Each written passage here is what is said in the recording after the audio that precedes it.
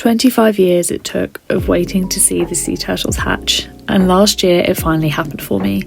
I bought this lovely booklet when I was on holiday last year, and I decided I was going to try and make my own sea turtles. I've had a go in the past and they haven't turned out all that well, and I thought I would just give it another go, try and make it more accurate now that I've actually seen them in the flesh.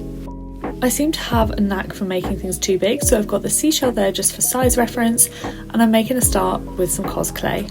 Down the back of the seashell they have this kind of spine. It tends to go upwards in the middle, so here I'm just making sure that that is slightly more prominent.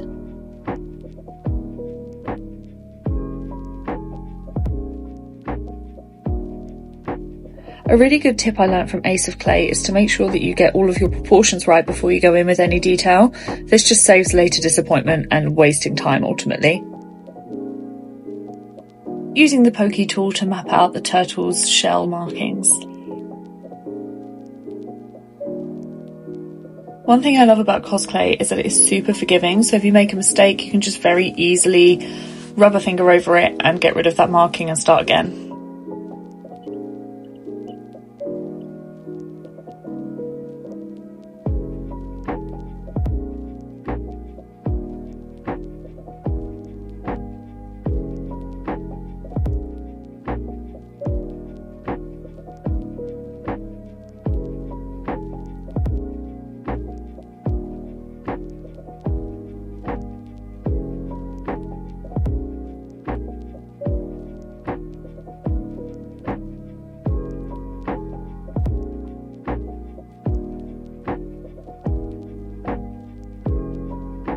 Rubbing alcohol or surgical spirit is really useful when it comes to polymer clay. Here I'm just using it to clean it up, make sure that the lines do not look like they have been sort of etched in and they look a little bit more natural.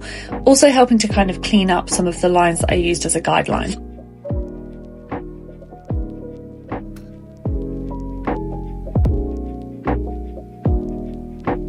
Leatherback sea turtles have these ridges that go down the centre of their spine and then either side. So I'm just using some very small rolled up pieces of clay, almost sort of rice sized, and then going down and just placing those on there, and I'm going to blend those in to create those ridges.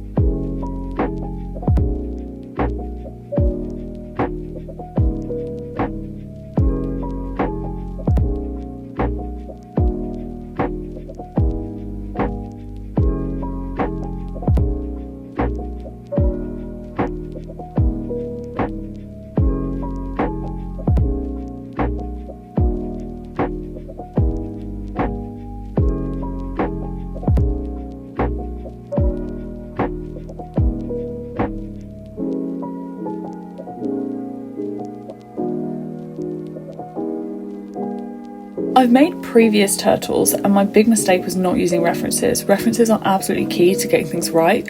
Previously, I wasn't entirely sure on the species of turtle that we find on the beach where I go on holiday.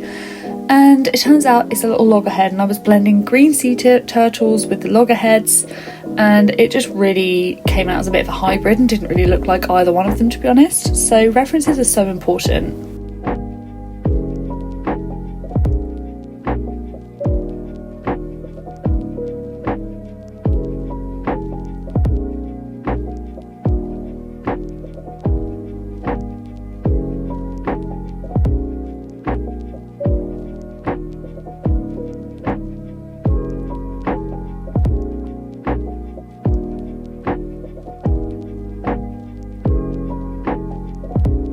Originally I said I wasn't too fussed about what the underneath is going to look like. I do later go in and change my mind on that one, to be honest, but just attaching these little fins, I do actually rip them off later on down the line, so don't get too attached to them.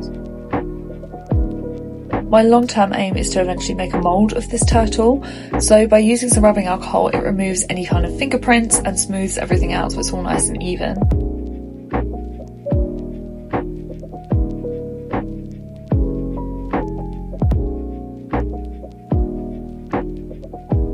I grated down some pastels and then mixed it in with a little bit of water so that I can go into the crevices of the turtle's shell and just try to create that black lining like there is in the reference image.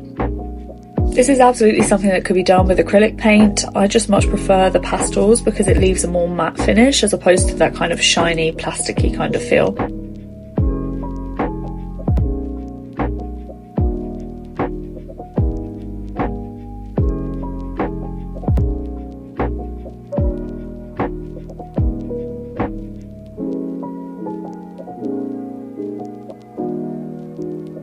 I use some rubbing alcohol to get rid of the base colour that's on top of the shell so that I can put that brown colour on top of it, just using some grated pastels. One thing to note is that you can only use pastels on unbaked clay. Once it is baked, it will not stick to the clay at all, so making sure that you do this just before you pop it in the oven and that all of the clay is raw.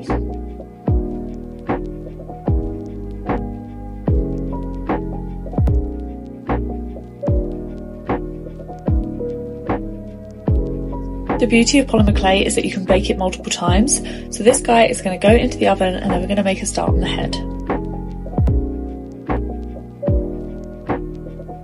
I rolled and baked 2 small pieces of clay, and then I just go in with some black acrylic and painting those. You could use glass eyes for this instead, but I just decided to do it this way this time. Once the shell is baked, I go in with just a little bit extra clay and try to build up the underneath of the body because it was just sitting a little too flat.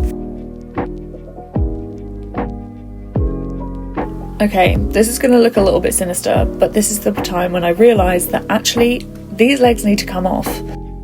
After looking at more reference photos, I realised there needed to be a bigger gap between the shell and the legs.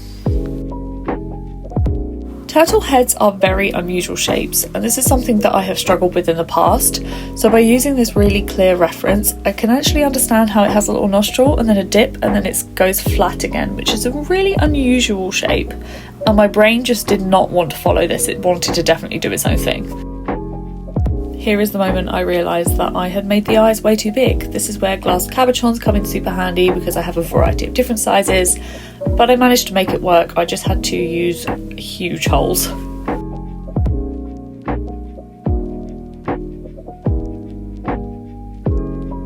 Using some small snakes of clay to create some eyelids and hopefully transform this from looking terrifyingly alien to something that is adorable and tiny and cute and precious. Again, my brain was trying to resist against everything that my eyes were actually seeing. Their eyes are a very unusual shape. They kind of go upwards and the point is towards the tip of their skull. So I just had to try and push through and actually try to get my body to do what my brain was actually seeing as opposed to what my brain wanted to do.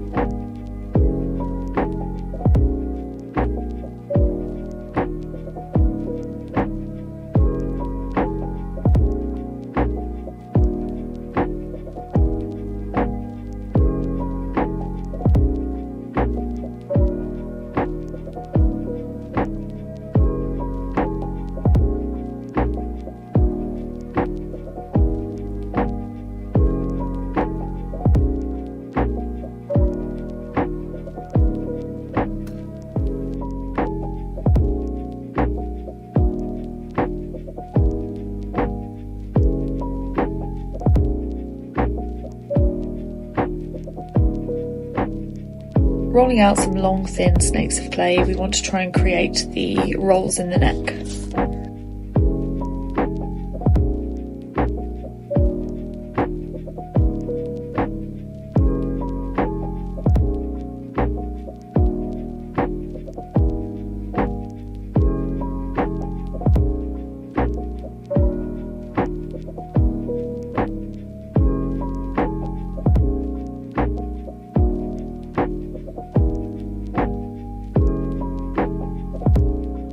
Going back to my original reference, I start to map out the markings on top of the turtle's head.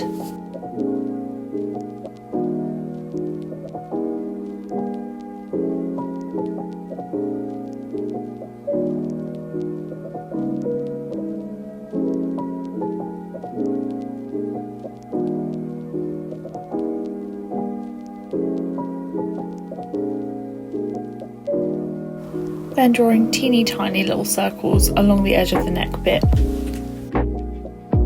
And onto the little flippery fins. I did decide in the end to do these double-sided, and it actually worked a lot better after having, torn them off of the body. Then comes the final assembly, so just putting in a bit of extra detail around the attachment of the flippers and just making sure that everything is nice and neatly lined up and matching that reference photo as closely as possible.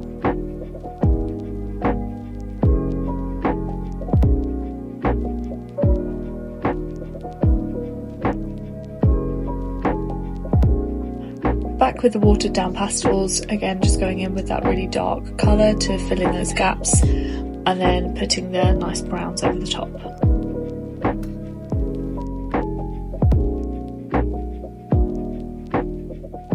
And I think we're finally ready for the reveal.